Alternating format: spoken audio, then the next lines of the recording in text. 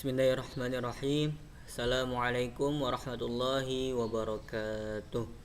Alhamdulillahirabbil alamin wa bihi nasta'in ala umuri dunya waddin.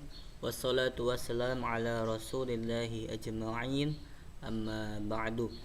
Ya, alhamdulillah pada kesempatan kali ini bertemu kembali bersama saya Ahmad Furqan Al-Mubarak, mahasiswa PAI semester 5 Win Syarif Hidayatullah Jakarta.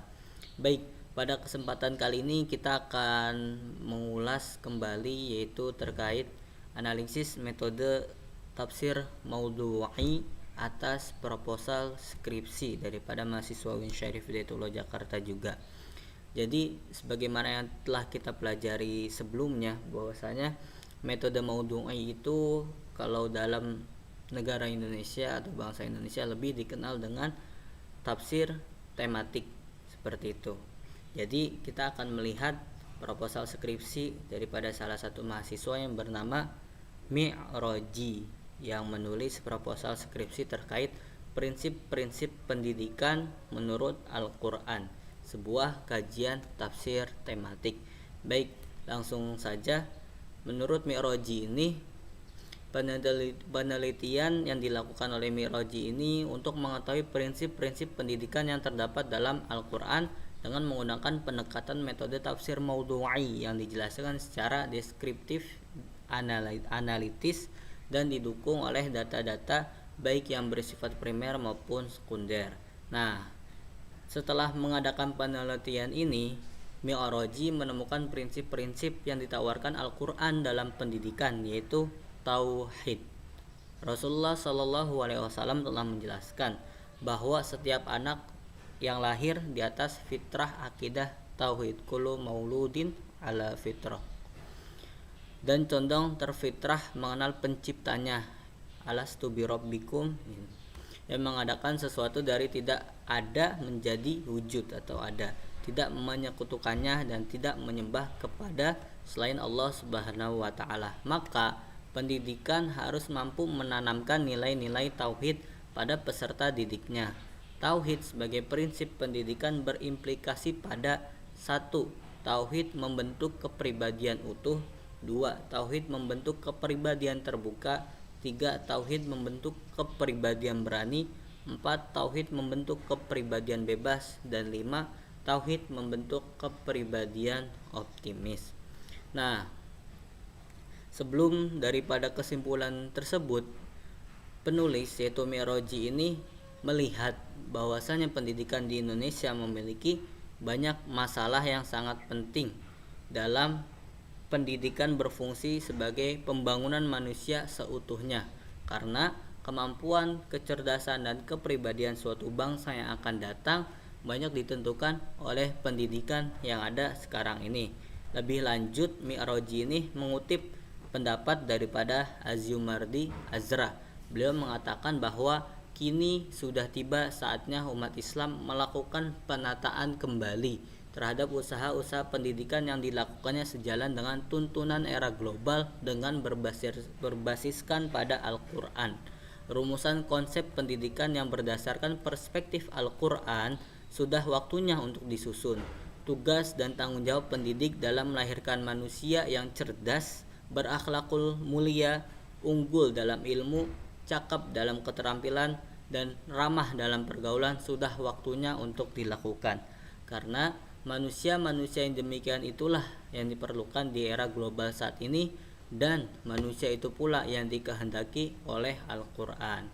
Memang masalah pendidikan di Indonesia masih banyak, terlebih pendidikan ini sangat berfungsi urgen dalam perkembangan masyarakat.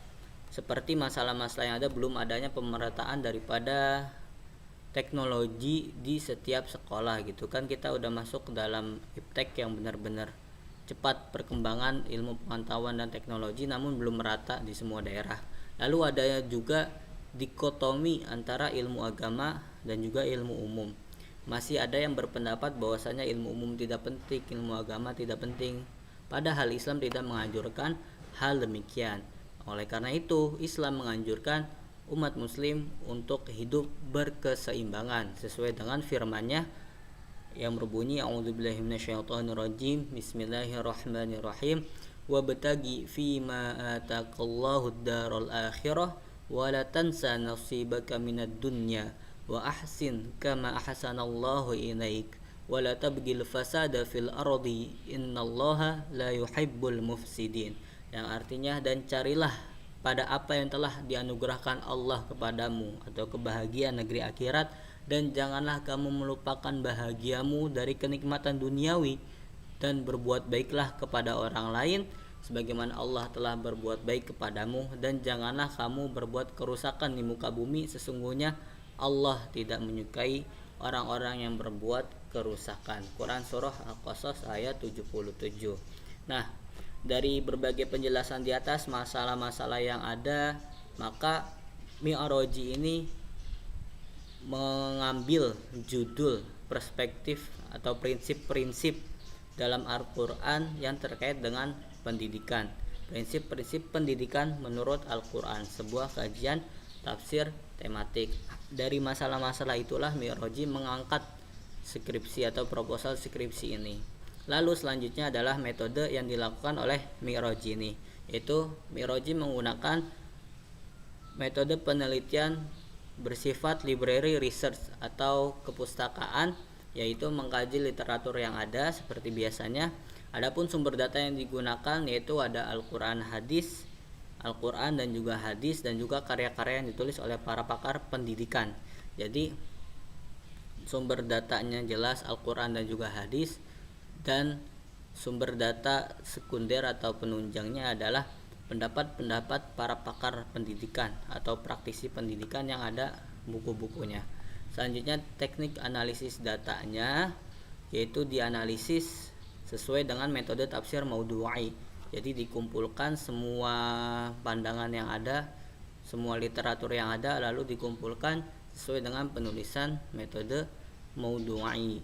Teknik penulisan tersendiri yaitu sesuai dengan pedoman penulisan karya ilmiah, skripsi, tesis, dan disertasi yang diterbitkan oleh UIN Syarif Hidayatullah tahun 2007.